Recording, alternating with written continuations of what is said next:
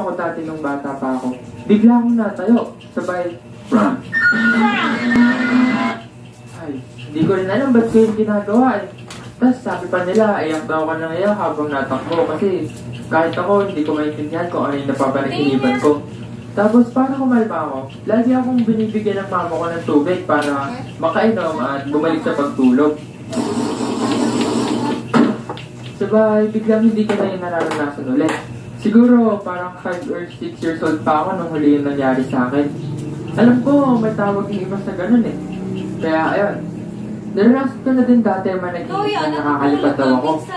Tapos, base sa panaginip ko, dapat daw kapag nilipad ako, tatalon muna ako sabay makakalipad na ako agad. Kaso, kapag lumilipad ako, hindi yun yung dahan-dahan lang. Kumbaga, bigla lang talagang tapos may pagkakataon na napanaginipan ko ulit yun na nakakalipad daw ako. Pero sa panaginip ko na yun, superhero daw ako. Wow. Sabay, apoy daw yung powers ko.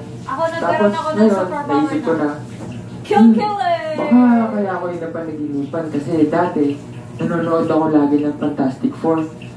Tapos ito pa pala, naranasan niyo na ba na managinip tungkol sa pagkain? Kasi dati, nanaginip ako na nasa isang lugar daw ako na maraming bata. Sabay, may inaabangan daw kami na tren. Hanggang sa bigla na lang daw dumating yung tren, sabay nagsakay na daw kami. At sabi sa amin na yung tren na daw yun, papunta daw sa lugar kung saan maraming trolley. Yung pagkain. Wow. Tapos nang nandun na ako sa lugar na yun, alam ko daw bigla na panaginip lang yun. Kaya ang ginawa ko, naghakot daw ako nung naghakot para madala ko pag gumising na ako. At nung papaalis na yung tren, sumakay na daw ako at ang dami ko daw dala. Kaso habang paalis na yung tren, bigla na lang nagsimulang malaglag yung mga hawak ko. Hanggang sa nahulog na lahat ng hinakot ko. Sabay, nagising na ako. Meron pang isang beses na may hawak daw akong ice cream.